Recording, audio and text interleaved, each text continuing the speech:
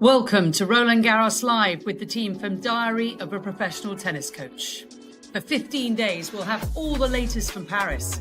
Come and slide in to play with us on the Terre Battue.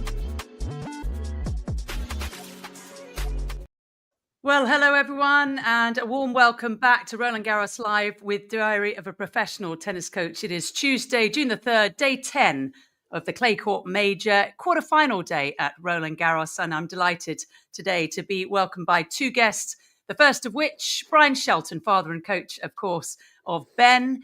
Bryan himself won a couple of singles and a couple of doubles titles on the ATP Tour, reached the final of Roland Garros in mixed doubles with Laurie McNeil. We're definitely going to quiz Bryan on that one, and reached the second round in the singles of Roland Garros in 1990 something. We won't mention the date. Appreciate that. Thanks, awesome, Candy. Bryan. And that's just because I like you so much. Our other guest, wonderful guest for the second time this week and last week, Dan Kiernan. He runs Soto Tennis Academy in Spain, the podcast host of Control the Controllables, a top doubles coach. He works with the likes of Gabby Dabrowski, Erin Loutliff, Mike Venus, and Nicola Mektic. So welcome to you both. Thanks for coming on. Thank you, Candy. Thanks for having us. Thanks, Candy.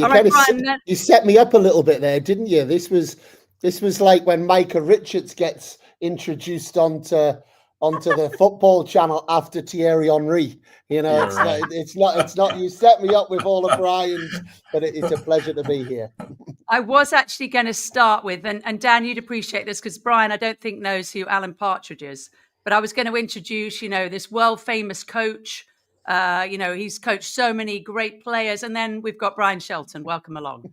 But I thought nobody would understand that, so now I've just told you something that people are either thinking who on earth and what on earth is going on.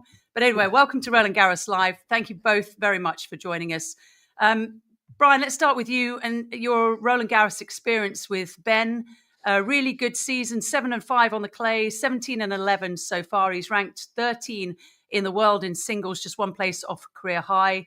At Roland Garros, he's beaten Lorenzo Sonego, Hugo Gaston, Gigante, lost only to Carlos Alcaraz in 4 sets. It was a thrilling match. So just describe how you felt the clay court season has gone so far. I think it's been great. I think, every time we start a season on clay, you think, okay, we got to make some improvements in the game and get a little bit more comfortable on the surface and get to the point where we can be competitive, or Ben can be competitive against the best in the world. And, a year ago, I wouldn't say that he was too close to that on the surface. And a year later, and I think he's made some real ground up and closed the gap a bit. So he understands a little bit better how to move on the court. He understands a little bit better how to tactically put his game together. Where he still can take advantage of his strengths, and learning how to defend a little bit better as well, just from a tactical sense. Yeah. So, I think he made some good strides. I was really, really pleased with the match that he played against Carlos in defeat. He really showed that at his top end right now, he's right there. He's very close. I told him after the match, if I could give you 3 points throughout that match of the 4 sets, I just hand you 3 points, you would have won in 3 sets straight. Give you one point in the first set and 2 in the second set, where he had a set point in the first set and he had multiple break chances in the second, and he wins that match. So that's kind of a nice thought moving forward that he can do some damage on this surface. How was he feeling after that match? Was he overall positive? Was he pretty downbeat? A little bit frustrated with himself, honestly disappointed right afterward. I think it took about a day before he started seeing more of the positives. He felt in a way that it was similar to his match in the semis of the Australian Open with Jannik Sinner, where he had set points in the first set on serve with his serve and didn't convert. And then he had the same thing against Carlos. He had a point with his serve in the breaker and missed the first serve, ended up losing the next point and doesn't convert again.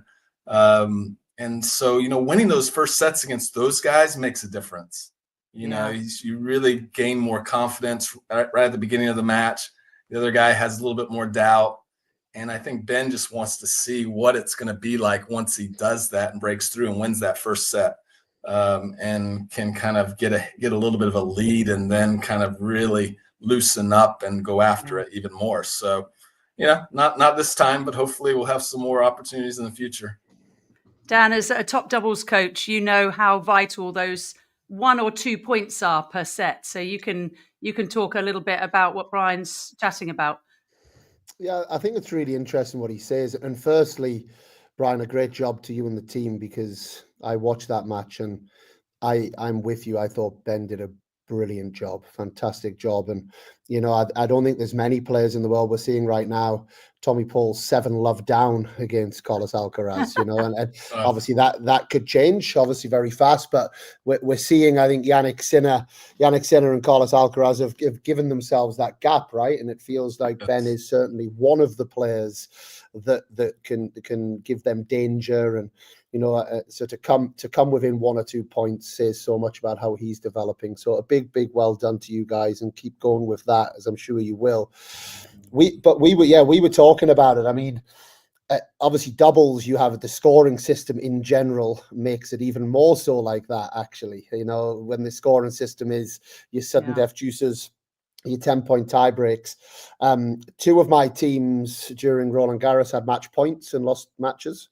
In men's doubles and in mixed doubles. That is kind of par for the course a little bit with the way that the game is. And I think I completely agree with Bryan. I think in general, you probably pinpoint 3 to 5 points at the end of almost any match nowadays at that level, where you say, if there was a different outcome there, if I'd executed a little bit differently, if I'd made a little bit of a better decision there, if I'd backed myself, if I'd found a first serve, and case in point, I think last night watching Alexander Bublik against Jack Draper, right? In what was, it was, and I love Jack, and would I say Jack's a friend? Maybe that's going a bit far, but Jack's someone I know very well, and Jack's a delightful young man, who I will support pretty much against anyone in the world. But I must admit, I was very happy for Bublik yesterday.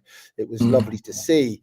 But Bublik even said in the press conference, he said, if I'd lost that game at 5-4, the match is done. I'm gone. I'm out. I'm like, at best, he said, at best I get a 7-5, 6-2 in the next 2 sets, And obviously Jack had those little opportunities. He had 3 or 4 break points in that game, and that match can just turn on a knife edge, and that's the beauty of tennis scoring systems as well. I think whoever it was back in the day did such a fantastic job, because it brings those little moments. And if you don't, like I say, you don't execute, you get a little bit of bad luck, you don't make a first serve, then you can always pinpoint those. But it's also the beauty of the hope that we all live with, and the fact that we get back on, we have those 24 hours, as Bryan said, where we feel a bit sorry for ourselves, and then, okay, we're back on the practice court, and we go again, we make those little differences in our game, and obviously try and put the edge in our favor, right? The ones that have the abilities and have put the work in, give themselves the best opportunity to win those bigger points more consistently over the course of a 12-month period. Right.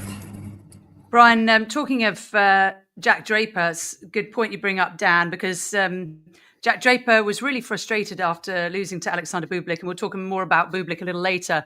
But he said that he feels there's a big gap still between him, Carlos Alcaraz, and Yannick Sinner. Do you think that is pretty wide-ranging? Does Ben feel a similar thing, particularly on this surface? I don't think Ben would ever voice something like that. I think that he respects all the players out there, and certainly has a big amount of respect for Carlos and Yannick. I mean, leading the pack. I mean, they're definitely ahead of everyone else. But I don't feel like he thinks there's a huge gap. And we just see that the gap that Ben has right now is that his low end is still too low, And so that's really my task, as his coach, is really to try to help him to bring the low end up, and then as the low end rises and he's more consistent week in and week out, he creates more opportunities to play against the top players, those top 3 or 4 guys more consistently, which he's such a great competitor that his level will push from the bottom all the way to the top and push his top even higher. So it's just a matter of time and work. And, it's like a great Shawshank line, time and pressure. You just got to keep pushing and pushing and pushing. And eventually you'll push your way through to the top. And if you have the talent, and I certainly think that Ben does, and he's got the work ethic to go along with it. So I think the gap will continue to shrink, that's our hope anyway. And because his top end right now, I mean, hits the ball as big as they do pretty much. Yes. He just makes a few more unforced errors than those guys do. They just own their stuff a little bit more. They've just played on the surface a little bit longer. They're just a little bit better in a lot of different areas right now, but and definitely see someone like Jack close that gap and get there as well. I think Jack's just a phenomenal player. And you think about all the time that Jack's missed from the game in the last 2 or 3 years with injuries and sickness and different things that he's dealt with. And in spite of all that, he's still 5 in the world? I mean, 4 in the world, something like that. I mean, it's remarkable what that young man has done.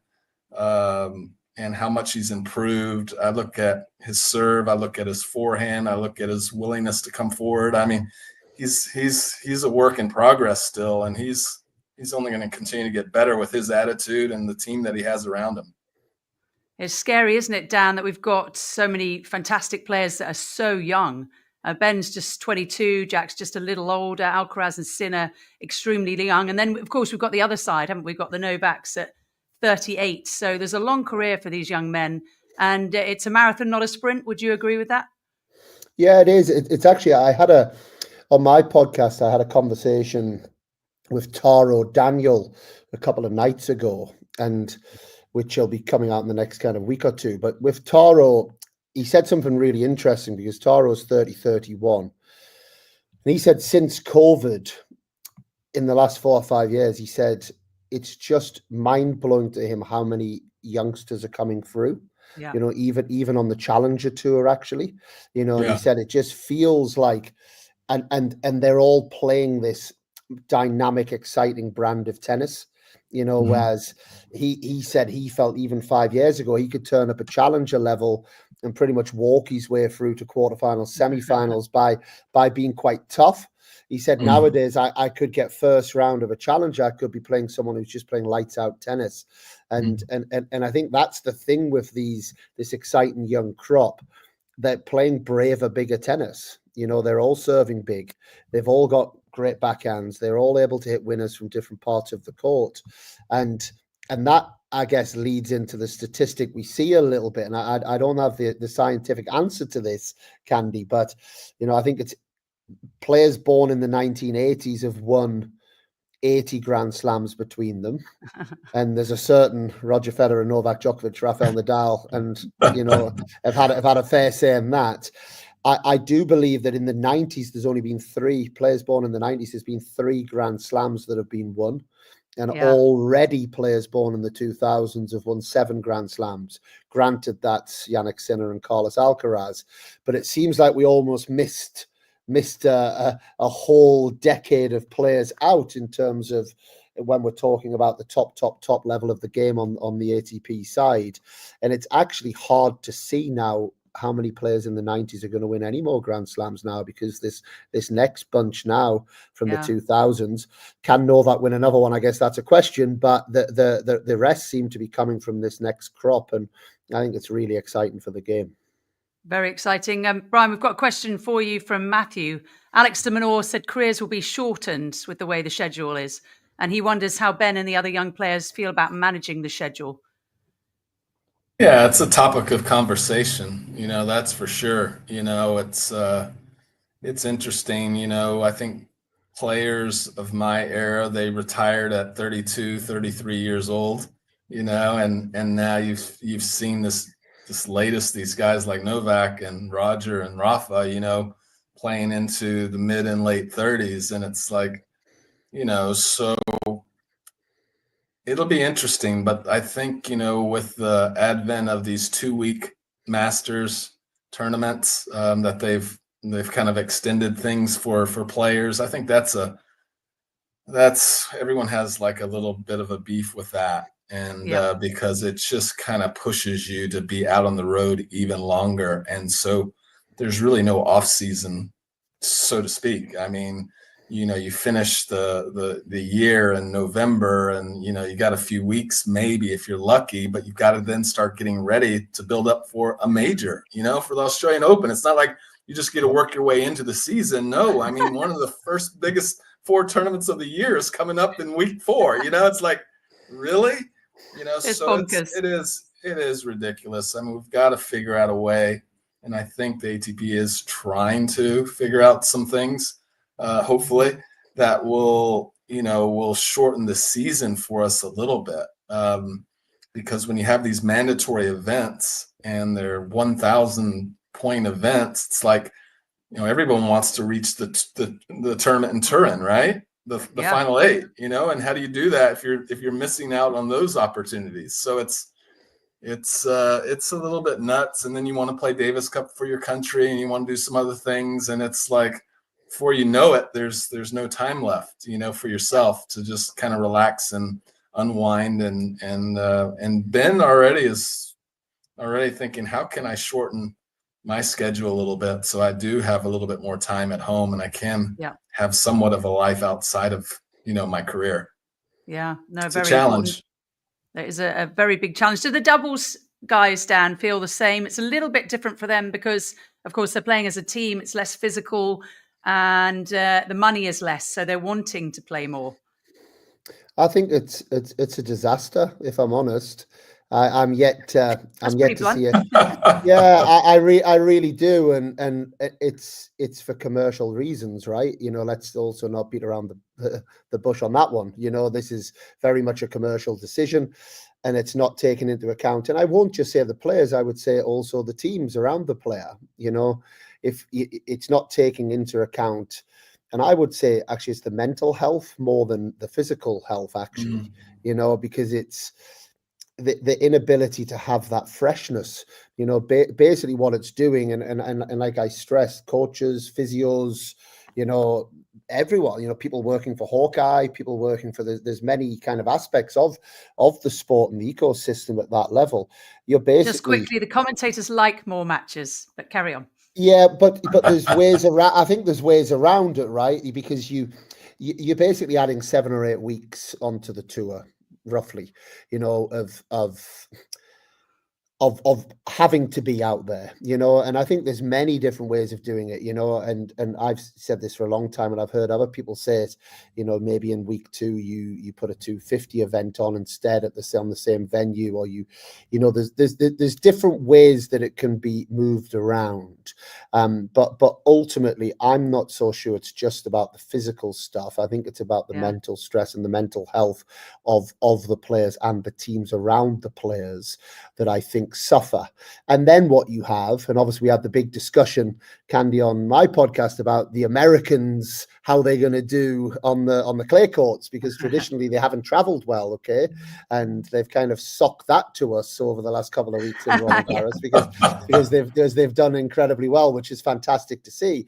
But it then brings that out as well, that decision, you lose early, do you go back to the States, do you stay?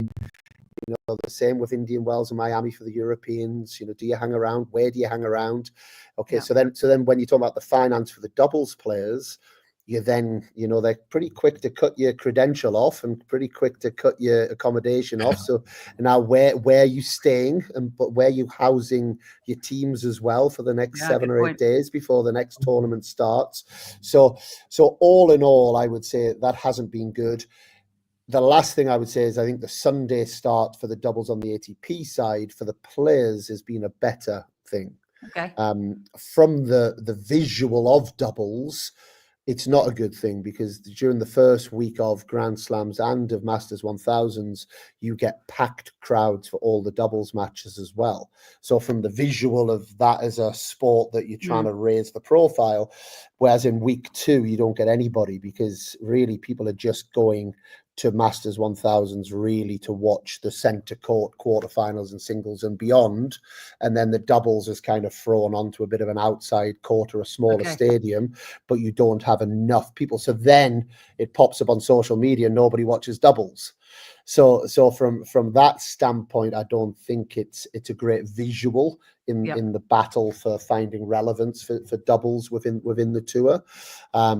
Whereas week one, you do get that. So there's arguments across the board, but I think ultimately my thing would be run 2 events over maybe 3 weeks rather than 2 events over 1 month. Okay, good point. And we actually have a question about doubles for you, Bryan. How much doubles is the question? Do you like to play in Ben's case? And why do you play as lots of singles players don't? Well, I mean, it's fun, number one. I think Ben really enjoys it. And, last I checked, it is still a game. And I think Ben recognizes that as well. And he's always been someone who loves team sports, and I think doubles on the tour is the closest thing you really have to it. And, so he elects to play week in and week out when it fits his schedule. Typically the last week on a road trip, he's not going to play doubles. Typically he's not going to play doubles at a Grand Slam anymore. He would love to, but he's done well in some of the singles.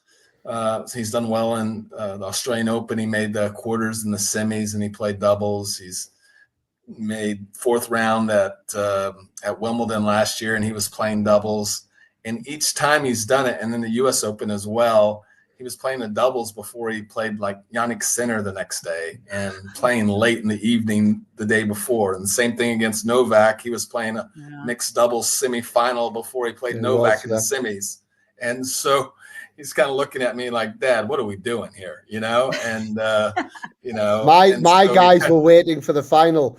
I was scouting that match, hoping he lost that match, because my guys were waiting in the final. Is that right? Yeah, that's great. That's great. Yeah, he was trying to save his shoulder for Novak the next day. I don't think Taylor was too happy with him, but throwing in underarm serves. Yeah, he was coming in at like maybe a $110 max, so he wasn't going after it. But no, he enjoys it. And I feel like as a coach, I want him to continue to develop his game. And so his return to serve has been a weakness in the past, and it's gotten better. And part of the reason is that he's out there playing doubles. And, he's got to continue to get better at the net. And so, those are great opportunities for him to improve in pressure situations and have fun at the same time. Yeah, Bryan, he doesn't get any volleys with his serve in doubles. He has to give us all a chance, like that's. And I'll tell you a quick funny story on that, because actually my guys did play him in Madrid maybe 2 years ago. He was playing with Hubie Hurkacz. Oh yeah, that's right. And I was actually praying that Ben made his first serve, because the second serve was just like bouncing over their heads.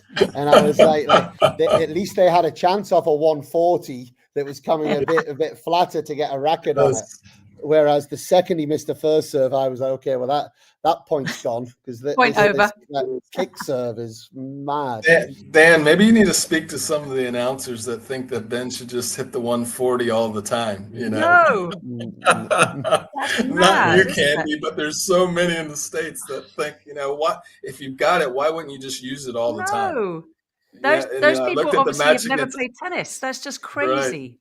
Right. Crazy talk. Alcaraz was a great point. When Ben went with pace, the ball was at his feet so many times. And if he changed just a little bit on the first serve, that is, he was getting missed returns or getting weak returns where you have a forehand in the middle of the court. And I kept thinking to myself, there's answers here, just got to hone in on it. And that lefty kick is just nasty, isn't it? Because it's just bouncing the other way than all right-handers are expecting. It's horrible.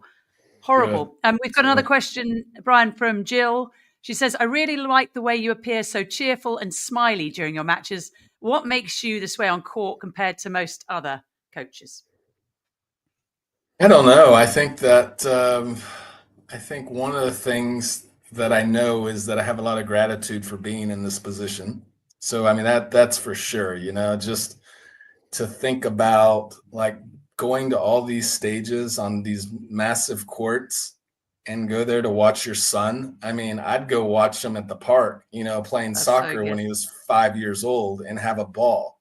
And now I can go and watch him compete. And it just happens to be with a lot of people watching. And it's like against the best players in the world. And I love the sport. And so cool. it kind of starts there. It's like you kind of pinch yourself all the time and think, is this really happening, with my son? Great And, answer. and so, there were so many mornings that we got up at 5:30 in the morning, would go out to the courts, and him and his sister and I, and then so many little local tournaments that my wife would take them to. And to think where we're at right now is just kind of beyond belief. And so it starts there. And then I know that Ben responds to positive stuff. I mean, he wouldn't take on any of my negativity when I even tried back in the day. He was just like, I'd ask him like, what could you do better? And he's like, I just need to grow, Dad. I'm fine. Didn't want to hear any criticism, but so he definitely responds to more positive things. And so when I see him do something well, I use that as a coaching moment to really kind of pound that into him so that he can kind of see things in a more positive light and know that he's moving in the right direction. So it's more fun that way. He responds better that way. And you got to know your player and what they respond to. Yeah. Everyone's different. Really good point. Dan, when Bryan was on the regular Diary of a Professional Tennis Coach podcast, we spoke a lot about how coaches in particular are acting on the sidelines, because inside there's a huge amount of turmoil, isn't there? But you have to be always positive, big smile if you can. Come on, you can do it, while thinking in your head, oh my gosh, this is not going well. How well do you do that in your acting ability? The first thing I'd say, I think as a coach, it's relatively easy. As a parent, that's got to be a lot harder. And I know that, again, I'll have that in Morocco this weekend with my son, on a smaller stage, so it's that's one thing that's definitely hit me, is the strength of emotion I feel watching my kids do things is much stronger than coaching, and again, that's why I tip my hat to you, Bryan, and what you're doing with Ben, because it's, that ability to be able to, what I find it relatively easy to almost withdraw myself a little bit from the emotion, when I'm coaching players. I'm not sure I've fully been able to do that with my kids yet, or my son when he's playing. Right. So that would be the first thing I'd say. The second thing, yeah, absolutely. I guess you get the challenge for me actually coaching at the high level with doubles players is different player will want within the partnership will want something different. So you'll tend to have, and that's where one of the challenges comes. You've kind of got three jobs, right? Because you're coaching one player, you're coaching the other player, but you're coaching the team.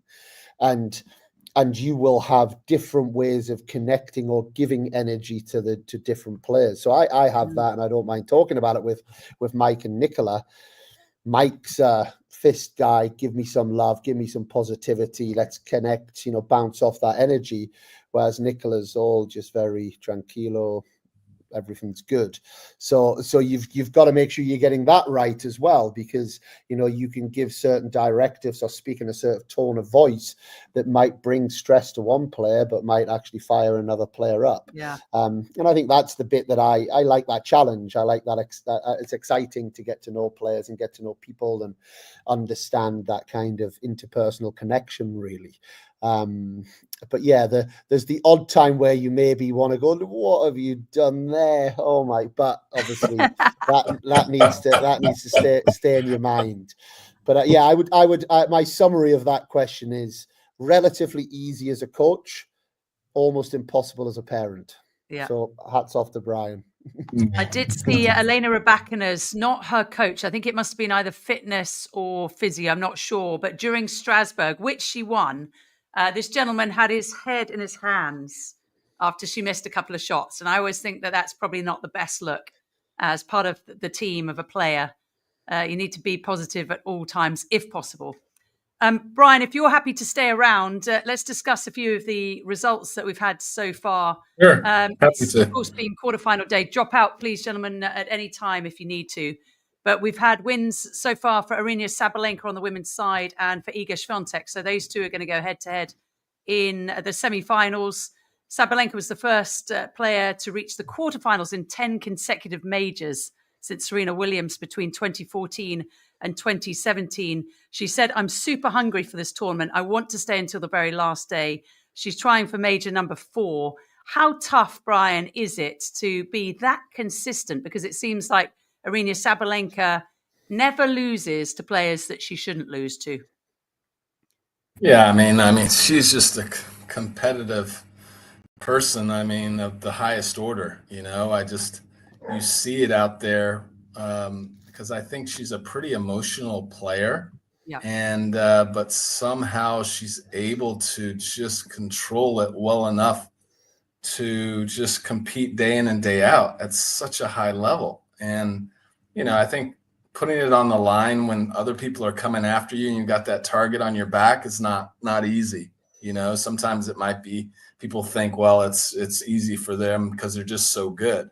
There's a lot of really good players coming after you. And for her to every time just go, no, not today, not on my watch. I'm not going to let you take this because I've worked hard to get here and I'm not about to give it up. And I think in the past, you know, after Serena or whatever, we saw like a player do well in the Grand Slam and then you wouldn't hear from them as much afterward. And you know, and it's not easy. It's not easy to back those things up. All of a sudden the pressure changes and all of a sudden you start feeling differently as the one being hunted.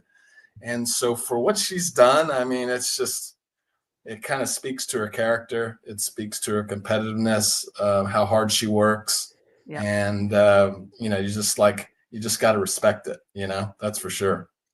And Dan, in their last meeting, Zheng Qinwen actually beat Aryna Sabalenka. And this is a quote from Sabalenka. She said, the last tournament, I was pretty exhausted. Today, I was more fresh. I was ready to battle, to fight, and give everything. She also said, actually, it was a blessing in disguise that she lost that match to Zheng because it meant that she had a little bit more time to prepare for Roland Garros. So I suppose you could always look, can't you, at the positives? And she's certainly taking them in now. Yeah, when I think of Sabalenka, I think of the thing that so many players, the holy grail really of tennis is sustainable success. You know, I think there's so many players that have this kind of amazing result, but they're not quite sure why or how it's happened, or it's about the ability to get that sustainability. And she just seems like she's just, in the women's game, we've been kind of crying out for it, right? For a while, we kept on pinpointing, these are the top 3 players, and then some almost random player would win another Grand Slam. But it feels like she's nailed that down the last 12 or 18 months. Yep. And she just seems to be in that kind of peak moment where she's got the bit between her teeth. You know, this is her time. This is her time to cash in and pick up the big titles. She has nothing but determination and present moment fight in her. I would imagine there's that little extra 5% for her going into these majors. You know, she's now at the stage of her career as well where, okay, yes, a 500 event or even 1,000 event. I'm not saying it's not a big deal, but it's all about the majors for Aryna Sabalenka now. And yeah, she comes across Iga Swiatek, who, you know, we were all writing off, right? We all decided that I think we spoke about last week. Well, no, I wasn't. If you go back to listen to me last week, Candy, I was actually sticking up for her. And I'm not saying you weren't, but many people, you know, talking about her drop to number 5 in the world, you know, like, and you know, terrible. What is going on? But what everyone forgot was that name is up in lights from 2022, 2023 and 2024. And that's not an easy title to take off Iga. However, you've got to probably have Sabalenka as the slight favourite, I think, going into that semi-final. But I think it'll be a great match. I think they're both in the mood. I think they both are ready to. I don't think either are satisfied unless they come away on Saturday with the trophy, actually. So for them to be coming across each other in a semi-final, I think it's the matchups we want to see, right? As tennis enthusiasts and tennis fans, these are the matches we want to see. Yeah, this is mouth-watering, isn't it? Because we're going to have Sabalenka versus Swiatek. Sabalenka's numbers, by the way, against Zhang: 20 winners, 18 unforced errors, 75% first serves in, won 15 of 22 second serve points. Just incredible. She will play Iga Swiatek. And going back to consistency question, Bryan, it's just unbelievable, isn't it, what Swiatek is able to do? She's now on a 26-match winning streak here at the French Open. It just seems like an impossible thing to do. And she's been hunted, but every time she walks on Philippe Chatrier or Suzanne Lenglen, she just seems to know what she's doing. Yeah, I mean, I wouldn't quite compare her to Rafa at this point, but yeah, I mean, pretty special. You know, and she almost went out two rounds ago to Rybakina, right? And Rybakina was playing some inspired tennis, just taking the racket out of her hand for a set and change. And, you know, Iga's just got the heart of a champion. And I think that's going to serve her well in this matchup in the semis, having gone through that and almost felt like she was out. I remember her playing, I think it was Osaka last year, and Osaka had her. I don't know if that was. That's right. Did she have a match point? Yeah, she may have. I mean, she was playing inspired, and you know, Iga got out of it, and you know, you're dangerous when you get out of those. And so I think that for her in this matchup, I think the pressure shifts again more on Arena now, even though she's the defending champion. I think Arena's going to feel it just because everyone's kind of counted Iga out over the last, you know, month or two. So it'll be really interesting. I think it's going to be a great battle out there for sure. Dan, we've got a quote from Iga Swiatek against Arena. She said, "It's always a challenge. She has a game for every surface. I have to do the work, be brave with my shots and go for it. She is having a great season." And Sabalenka said in her press conference, "At the same time, I'm happy to finish earlier." This was about playing a bit earlier in the day side matches rather than the evening. There's been some talk, hasn't there, about the women not getting the prime time slots. And Sabalenka says, actually, it's quite good for me. I've got a half day off. I can enjoy the city and do all the things that I have to do. So which way do you think this one's going to go? I mean, I've said it, right? I think there's the slight favorite is Sabalenka. I just do. I think she just has it in her right now. She's, you know, when she's lost, you know, even when she lost to Ostapenko, she's not a good loser, right? She's in that moment where she lost to Ostapenko in the final in Stuttgart, and it's like, no, I don't lose. I think she's got herself in that headspace. Whereas Iga hasn't made a final in 2025, I don't believe. Yeah, she hasn't made a final since Roland Garros last year. So in a year, so there is definite vulnerabilities in Iga and her current mindset, and I think those will just be exploited enough by a very, very determined Aryna Sabalenka. So I would put my head above the water just and say Aryna Sabalenka will take it in the semi-finals against Iga Swiatek. All right, you are a brave man. We'll talk about tomorrow's matchup shortly. Let's move back to the men's side, though. We'll talk about how Carlos Alcaraz is dismantling Tommy Paul shortly. But the first match today, Lorenzo Musetti has beaten Francis Tiafoe to reach his first ever Roland Garros semi-final, 1 in 4 sets. Bryan, Musetti's talked about order and method into his game, and he now has worked out what shot to hit, when to hit.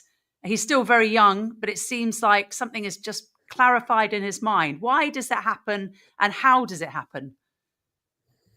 I don't know. It's I feel like it's one of those things that, you know, you look at some of these guys and they have all the shots in the world. A guy like Musetti he's like an artist out there to me. It's someone I would definitely pay to go watch play tennis. just because you're going to see so much. You're going to see athleticism, you're going to see style, you're going to see the drop shot, you're going to see a beautiful one-handed backhand, you're going to just see all the variety that he brings. And for him to be this polished, at such a young age is really remarkable.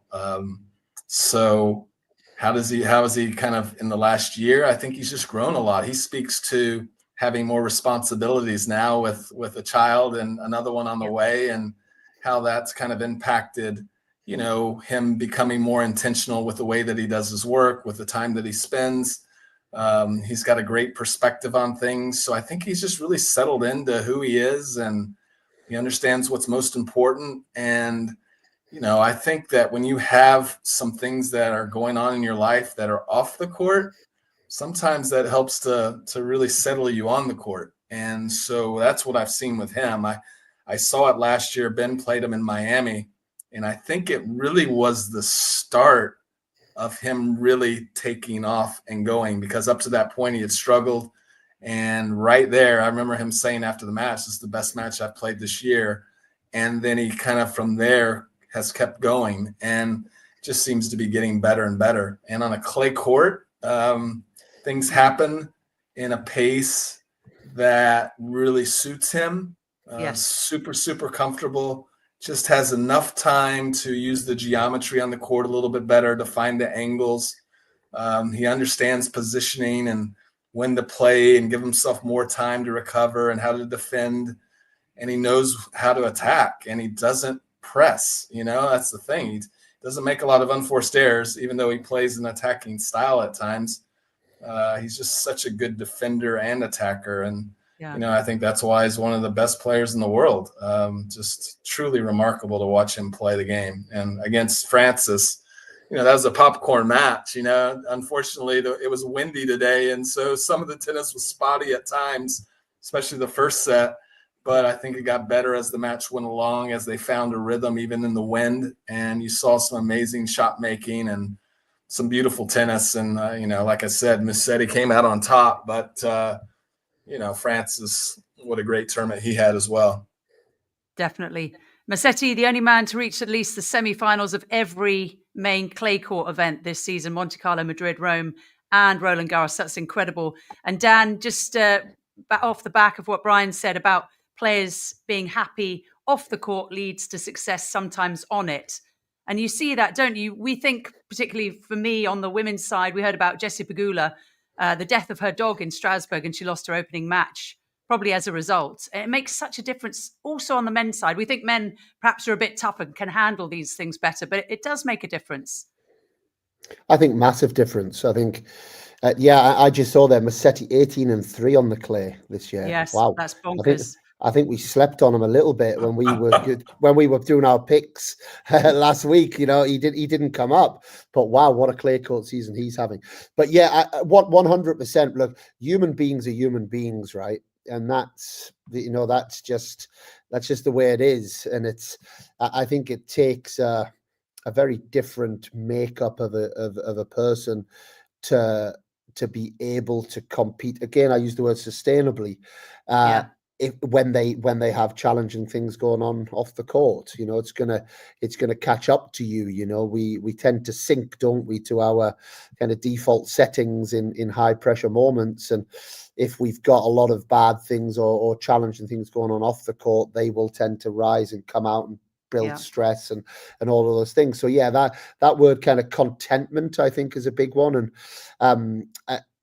And then the second point I want to make, Andy, is someone who's worked a lot with women and with men. I don't know if I'm allowed to swear. I'll use the word BS. I won't swear on your show.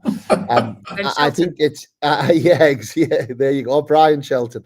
But it's kind of BS, this whole thing that women are emotional and men aren't. It's a complete load of nonsense. It really is. Like, every individual you're working with has their own challenges and difficulties, and some might be a bit more stoic, and I'm not going to tell you until you then get to certain points, and then you then get them if you work with player for a period of time, and you build up a certain relationship, you get to that point of vulnerability, and the vulnerability might come a little bit earlier with some people, but ultimately we all have our own insecurities in life, right? We all have our own challenges. We all have our own difficulties.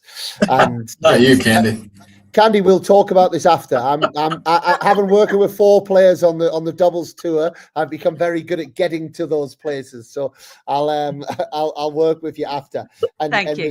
There's no reason to believe just because someone has a number next to their name that they are immune to that, you know. And I think sometimes we kind of watch people on TV and just expect that they are robots and they're just going to turn up and they're going to do, but absolutely not. And that's the beauty of why we all love the sport as well, right? And it certainly seems. I just look. Musetti's 23. I didn't realize that. That's so young. 23 this year. Wow. I would have put him older than that, you know, just in my own head. I would have had him at 25, 26. But yeah, he certainly seems to be a man who's in a really good place right now. Yeah. And yeah, I guess that record speaks for itself as well. So it's going to be interesting what happens the rest of the tournament with Musetti. Maybe he's gonna deprive us all of that Sinner Alcaraz final that everyone's craving so badly in a major. Who knows? Let's see. It's going to be an exciting weekend or end of the week and weekend ahead. Yeah. And Musetti, one of the few to have a very long-term coach, isn't he? Because Simona Tartarini has been working with Musetti since he was a boy. And I know they think of each other as father and son. Tommy Paul's probably going through a few trials and tribulations right now. He's down 6-love, 6-1. Lost the first 2 sets. It is on serve in the third, 3-2 to Paul. Bryan, I'd love to know from you about Americans, both on the men's and women's side, at Roland Garros on clay, where a lot of players don't grow up particularly on the red clay. Why do you think success has come so thick and fast this year? Yeah, that's a good question. I think that, like a guy like Francis Tiafoe, if you look at his record this year, I feel like he would probably say up until this tournament, he's underperformed, you know? And so I think there's just been a big motivation for him to get on track. And he's such a good player. He can play on every surface. And so I think it just happened. I think the good news for him is that they put him on Suzanne Lenglen early in the tournament, and he seemed to keep going back to that same court. And you know, if you know Francis, he loves to be on the big stage. And so I think if he'd been on outside courts, we might not have been seeing Francis out there today, you know? And it's funny because I give him a hard time all the time. It's like, you're not always going to be on show court. You know, you got to show up on the outside courts as well. But, you know, just what a great player. And then, you know, it was unfortunate that, you know, that Fritz went out early here. I think he's been battling some injuries and different things over the course of this season. He's the one of the guys that was missing, you know, in the second week of this tournament. But to see Tommy do what he's done, I mean, Tommy's a French Open winner in the juniors here, you know, so and such a good athlete, you know, and I think that's the thing that we have. We have some great athletes in America that play this sport. And I think that clay and grass kind of reward that. And so it's more of a mindset. And I think that the guys this year really had in their minds that they're going to come over here and make some noise and do some good things. And you saw it, you know, and not only on the men's side, but obviously on the women's side. But I feel like they've been doing it for a while, you know. I feel like the guys are starting to hold up their end of the bargain a little bit as well. And part of it is just coming over, playing Monte Carlo and playing these events and being willing to stay over here. The last couple of years, Ben's been over in Europe for a bunch of weeks, but he's been playing catch up because he didn't have that as a junior player, you know. And so, you know, he knows he needs to get the reps playing against these guys in these venues on this surface in order for him to kind of close the gap. And, you know, so I think the guys have committed to playing on the surface, to bring in their team over. Some of them have brought their girlfriends over here as well. And to make it feel a little bit more like home, you know, as opposed to feeling like they've left everything behind. You know, I saw Francis's family out in the box today, and that makes a difference. It makes a difference to have the ones that you care about with you, you know, instead of always leaving them behind. And so I think that's part of it too. As these players learn and evolve and grow, they figure out, like, you know, what adjustments to make as we go through. So good to see these guys doing well because they're great guys. Yeah. That's a great answer. Just looking tomorrow at one of the matchups, Coco Golf Course against Madison Keys. So we'll have one US semi-finalist on the women's side. The last American women's champion in Paris, of course, Serena Williams. That was a decade ago. Andre Agassi won here in 1999. Your thoughts, Dan, first on Keys versus Coco. Coco has been a finalist here before. Keys, of course, the current Australian Open champ. Well, I picked Coco, and sometimes I'm a bit sneaky when I pick someone on my podcast and I pick someone else on someone else's podcast. So I kind of play the odds a bit. How many podcasts are you on? You're going to be right somewhere, huh? I've given my secret away. That's sometimes my strategy. However, I've been consistent on Coco this week, and so I have to pick Coco in that matchup. And I've also been consistent with my reason. You know, you gave the Sabalenka stats, I believe, earlier, which was 20 winners, 18 unforced errors, if I remember correctly. That's correct, right on. Whereas when people pick Coco, she forces more errors. It's what she does, you know. And, you know, I spoke about this last week. The average number of unforced errors people make against Coco Gauff is about 44, 46, and to the winners of about 16. So it's a little bit of a different way, right? But she's just such an incredible athlete. Madison Keys is going to have to just play lights out for 2.5 hours. And I just think on this surface, you know, Coco's spoken about this for many years. She does like clay. It's arguably her favorite surface. It gives her a little bit more time on the forehand. I was watching her in practice last week, and I didn't quite realize how heavy her forehand is as well. You know, she's really getting that ball up. And my kind of caveat to all of this, as long as the serve holds up, because we know that has caused problems for her in some moments. As long as the serve holds up, I don't see Madison Keys winning that match. You know, I think it's a very, very difficult match for Maddie to win, and I'm still sticking with my girl Coco to go all the way. Bryan, what's your thoughts on this matchup? They have met once on clay. It was last year in Madrid, and it was actually Keys who came through that one. 6-4 in the third, 3-2 in the head-to-head. Maddie Keys is Madrid clay? Does Madrid come under clay on the results system? Clay / altitude. I think we need to. Well, asterisk there. Yeah, with the Madrid results, I'm not quite taking as a clear court win. I'm sorry, okay. I'm not. Well, unlike Dan, I don't have to make a pick here. I didn't pick anyone on anyone else's podcast, and I probably won't pick one on this one either because they're both good friends. But I will say that it's going to be a heck of a match. I mean, 2 Grand Slam champions. I mean, that's pretty cool in itself, you know, and, you know, Madison, I mean, she's like had a resurgence here, like a rebirth. So many good things happening to her, and I just feel like she's playing now with like almost like a freedom, you know, to go out there and compete and let it go and try to problem solve. I think her and Bjorn are an amazing team working together, husband and wife, coach and student. I mean, it's awesome the way that they interact, and it's so respectful and just done in the right way. It's like you think like, oh, there could be problems here, and you watch them, and it's like, and we've been training next to them in Orlando for the last year, and every day is the same. They just go about their business when they're on their court, and they just work so well together. So I'm excited for her. And then Coco, you know, it's really cool to see what she's doing. You know, I think that she really is starting to own like what she does and accept who she is as a player right now, and knowing that she's good enough right now to be winning these titles. You know, it's not like her forehand has to get a lot better, her serve has to get a lot better. She can win with what she has right now, and she's only going to continue to get better. She's very young. So I expect a great match from these two, and you're going to see some good tennis. And then in the other quarterfinal match tomorrow, Mira Andreeva is going to face the surprise package, Louis Boisson, a player ranked outside the top 300. Of course, the only French player remaining, Dan.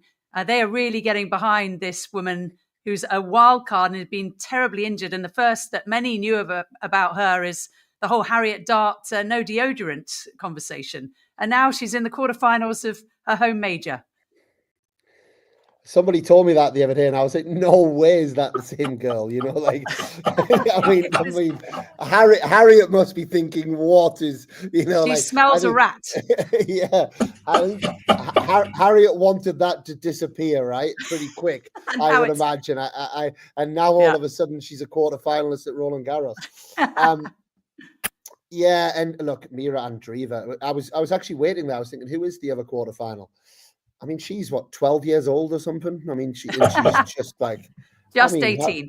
I mean, how good is she? I mean, seriously. So, oh my goodness, like how does this happen at such a young age? But I think we have to see Andreeva winning that. I think, you know, it's someone 300 plus in the world. I know I watched a little bit of the match against Jess. Jess hasn't quite been herself this clay court season. You know, she's so reliable, Jess. You know, she's such a delight as well as a woman. But Jess will be kicking herself. She lost that match. You know, there was, you know, even as the match went on, it felt like a Jess Pegula maybe at 70-80% wins that match. And I think the way that Mira Andreeva is playing right now, and she's already got that consistency. You know, she's shown that in 2025. I find it hard to see how she doesn't win that match, but that's why we love tennis, right? It's why we want tennis to be as it is. It's an entrepreneurial sport full of hope, full of storylines that can come up and surprise us, which happens at every Grand Slam. It's why we can't allow the sport to go in a direction of Formula One and allowing just 16 players playing each other every week, because we need to have these stories. These are the stories that give people the hope and get all of those players in clubs, academies, parks, schools around the world to be training. So absolute hats off to Poisson in what she's done. But I think her time at Roland Garros will come to an end tomorrow. Bryan, we know about home advantage. You've seen it, haven't you, with Ben playing at the US Open, where it's kind of that carnival atmosphere. It's unbelievable, like a football match. Poisson is getting the benefit of the French fans, who are very, very noisy. Yeah, I mean, she's riding a wave. I mean, I just can't even imagine what she's feeling or what she's going through right now as she enters another big match. I watched some of the match with Jessie as well, and I talked to Mark Merklin, Jessie's coach, one of her coaches before the match, and he said, this Poisson she's something else. Like, she plays heavy. She's physical. She has a great first serve. And so I was like, I'm interested to see, like, this girl that he was talking up that's not even ranked in the top 200. I'm thinking, okay, he's like every other coach, you know, talking up the opponent, and we'll see. And when I watched her play, I recognized what he was talking about. I mean, she's got some game, and especially on this surface, on a day if the ball's bouncing, you know, she's got some artillery, and so I think that she could make it a match. But I just think Mara's just got too much confidence right now. She's got a clear team that's been behind her. I mean, Conchita is, just an excellent coach, and she'll have a good plan for that match. And Mara just seems like it's just her time to just continue to rise. And, you know, it's just hard to bet against her. Yeah, it's certainly. And Dan, you may remember this. I picked Mira for the title. We shall see. Just a quick question for you, Bryan. Is Ben mates with the other players of his age, or is it no real mates in professional tennis? Can you be friends essentially on tour?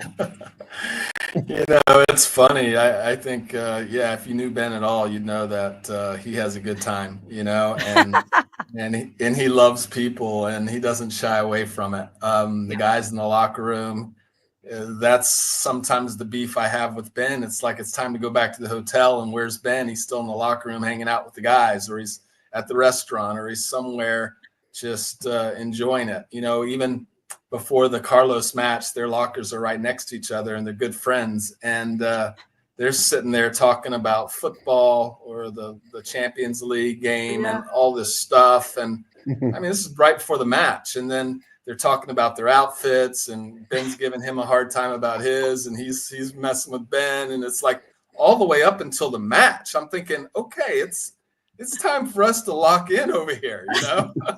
But these two, I mean, Carlos he's unbelievable that way. I mean, you saw even during the match, he's wanting to give Ben a high five here and there after good points. And I'm thinking, this is amazing, but it's fun, you know? And I love that with both of those guys, that, you know, they're charismatic and they enjoy what they do. They're thankful for the opportunities and they have fun, you know? And I think the fans can relate to that type of energy, you know, which is a good thing for our sport. Oh, it's the best thing. And that's just lovely to hear. That we've got Ben talking about football or soccer. This is good stuff. Just an update on the Tommy Paul match. Carlos Alcaraz is now serving for it at 5-4, 6-love, 6-1, 5-4. Alcaraz, of course, the defending champion here at Roland Garros, looking very, very strong. He's obviously enjoying Bryan playing the US players right now. Yeah, he's a handful for anyone, you know, and I think Sasha Zverev made a comment like, you know, Carlos is not going to have a problem on the bottom half of the draw. I don't know if he'd have a problem on the top half either, the way he's playing. You know, he's a force. I mean, the guy is so athletic and he moves so well and he hits the ball so big and he's got amazing touch and feel, and it's like the guy can do it all. And you know, so he's tough for the Americans, but like I said, I think he's tough for all the guys right now on tour. And on this surface, you know, I think he's got something to prove, especially winning here last year and then not duplicating that with an Olympic gold. You know, I feel like he feels like he wanted that one bad and Novak just wanted it more, you know, but I think he's in good form right now. He looks healthy. He's going to be a tough out. Yeah, agreed with that. Coming up tomorrow, Dan, Jannik Sinner against Alexander Bublik. Sinner leads the head-to-head 3-1. Of course, he's had that 3-month break. Craig Boynton was on the podcast, coach of Hubie Hurkacz, or formerly anyway, saying that, you know, this guy's going to be a machine for the rest of the year. He's had a 3-month break, essentially. He's kept on to his world #1 ranking. He is going to be energized while everyone else is kind of slightly flailing at this point. Do you believe that? And do you agree? Yeah, I do. I think we talk about human beings. Jannik Sinner is the one player on the tour that sometimes makes me think that maybe he is a robot, you know, because he just has that. And I was speaking to a couple of top coaches of players over the last few weeks, and I won't get into names, but they were saying the puzzle of beating Jannik Sinner is like no other, because he just, in some ways, I don't want to use the word boring, but in some ways he has that Novak Djokovic about him, right? Just that ability to just squeeze you, you know that he's emotionally going to stay steady. He moves incredibly well. It's so hard to get him off balance. And then his ability to then be able to then repeat with quality from very difficult positions on the court. It's this almost feeling of like you're being strangled, you know, it's just like, what do I do? And that's interesting because it's actually the opposite of his opponent tomorrow, right?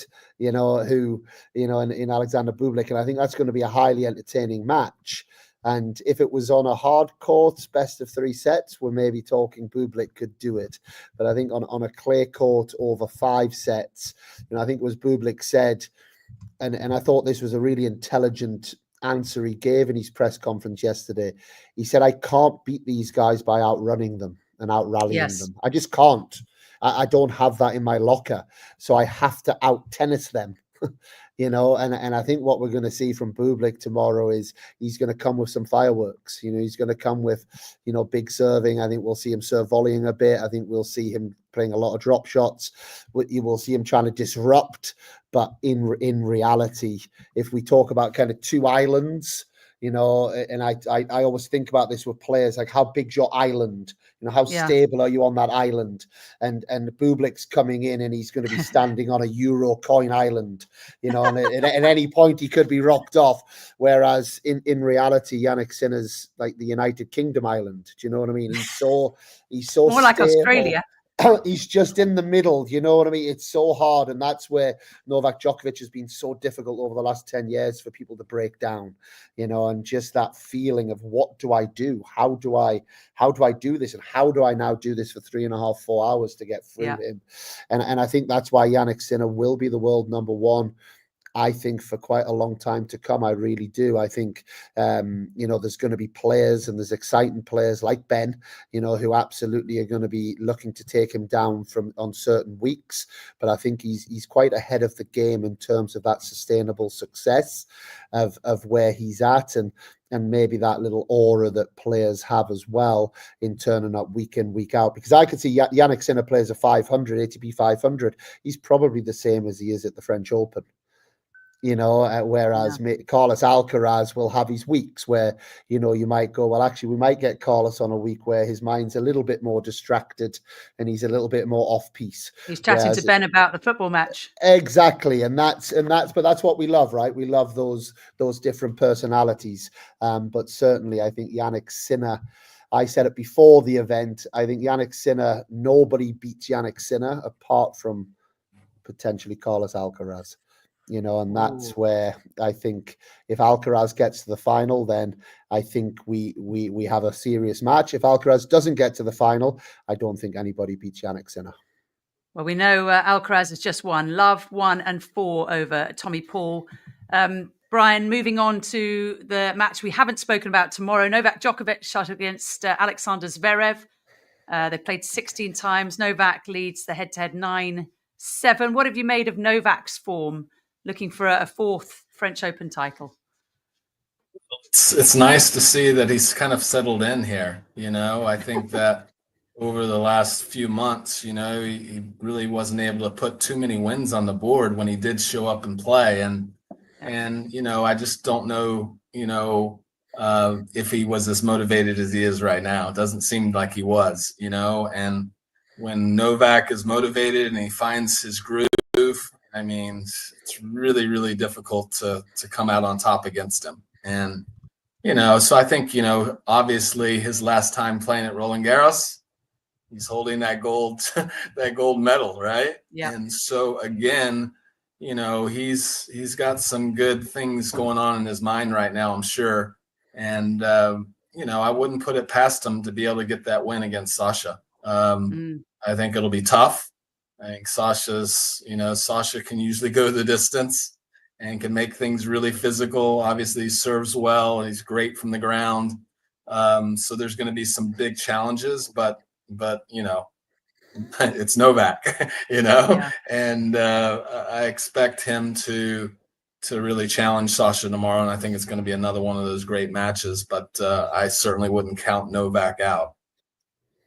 Yeah, I think that's fair to say, Dan. Novak started playing this tournament. I'm just looking back at his results. 2006, 2005. I do apologize. He started playing this tournament. It's just incredible, isn't it? A 3-time champion. Do you think he's clearly lost a little intimidation factor by the others, but perhaps not in the majors? What would you say to that? It's funny what he can do with a decent coach, as Andy Murray said. I thought that was classic Andy. It was such a classic Andy's common, you know, his sense of humor. I think so. Look, I think Bryan uses the right word, motivation. I think he started the year very motivated, and look, let's not forget what he did. He beat Carlos in Australian Open right this year. You know, so he started the year incredibly strong. But I think what we saw at the start of the year was that match, he was unable to back that up from a physical standpoint because he was a set down, wasn't he? There was a brutal set against Sasha where he lost the set 7-6. And I think it was a little bit like, I'm not sure my body can now come back and win 3 more sets here. He then seemed quite motivated in Miami. Obviously, I think we all thought he was going to win that final. He lost to Mensik in the final. Yeah. then it feels like he maybe did disappear a little bit. But I do think if anybody watched him in Geneva, you could see that there was a bit of a glint in his eye in Geneva. And it was, if anybody knows how to prepare himself, it's Novak Djokovic, right? Age 38. He's done this for many, many years. And it was almost like he put himself into a little pre-season. And part of that pre-season was Geneva. I watched him beat Fucsovic like 2-2 first round. And Fucsovic is no easy feat on a clay court, but he just kind of dismantled them, and he had that kind of fist pump going, and he looked like he was ready. So I think the one thing going into this match is Novak's not really been physically tested, so I'm sure he's going into this match relatively fresh.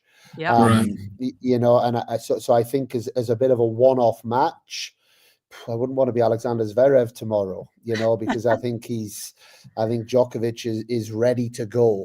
I think the bigger question is, can Novak take a Zverev 2 days later, a Sinner 2 days later, and Alcaraz? I think there's bigger question marks over whether he can do that 3 matches back to back. But I'm certainly not going to sit here and say that Novak Djokovic can't do that tomorrow against Alexander Zverev. That's not my place in any shape or form. He has earned that right and that privilege for us all to look back and say, let's see what he's got to bring. And I actually think tomorrow's got the makings of the match of the tournament. I think this could be an absolute humdinger, actually. I think this could be a 5-set absolute classic that Jannik Sinner's sitting there eating his pasta, rubbing his hands, saying, keep going, boys, because I'll see one of you Friday afternoon, a little bit more depleted than you were before you started. So, I think this is the match to watch tomorrow. I think this is an really exciting match, and I think this one could be long. I always see Jannik Sinner flipping pizzas rather than eating pasta, but that's just me. Bryan, final question on Roland Garros Live here on Diary of a Professional Tennis Coach. Thank you for your time.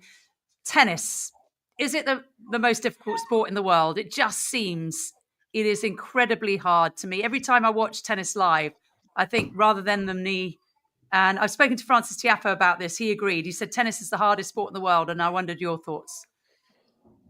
I haven't played every sport, but I've watched almost all of them. And, I just think that there's so many different facets to our sport that make it difficult, make it such a challenge to begin. There's a lot of great athletes try to pick up a tennis racket and they realize that, holy cow, this is not easy, and the way that we do it on the tour and the way that we travel around the globe and jet lags and different surfaces and just things are constantly changing, and it's changing exponentially every single time you take the court.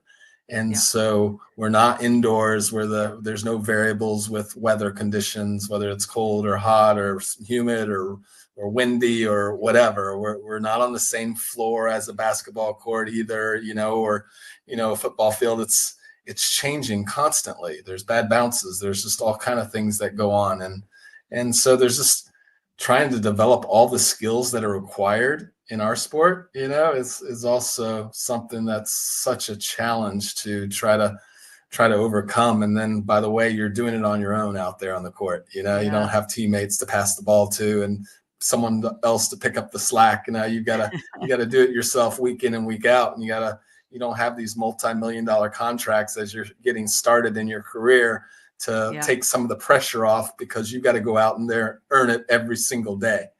There's a lot, but I'm sure there's some arguments from some other athletes around the world with, just take you into the boxing ring with me and let's see how tough you think that is. Those curlers. Those Scottish curlers are thinking that. But it is a difficult sport. I'll give you that much. And we'll finish on this final thought from Washu. He said, "You raised a fine young man, Mr. Shelton. His opinions and various topics speak volumes about his upbringing." And I totally agree. I think Ben is just the most wonderful young man from the most wonderful father. And Dan, all the best with your son in the ITF tournament you are playing. Thank you so much, both for your opinions, your valuable insight. It's been fantastic having you both on. Been fun sharing the stage with both of you. Dan, good luck in Morocco. Thank you. It's been a pleasure, and I'll see you at Queen's in a couple of weeks. Good luck the next couple of weeks. Keep up the great work, and thank you as ever, Candy. All right, thanks guys, and see you soon. Thank you for watching Diary of a Professional Tennis Coach. Please like, subscribe, and share, and we'll be back soon with another great episode.